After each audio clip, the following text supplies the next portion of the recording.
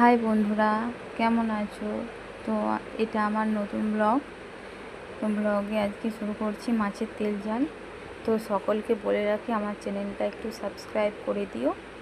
তো দেখতেই পেলে মাছগুলো নিলাম, তারপর মাছগুলো ধুয়ে নিয়ে ওতে একটু নুন হলুদ মাখিয়ে নিয়েছি।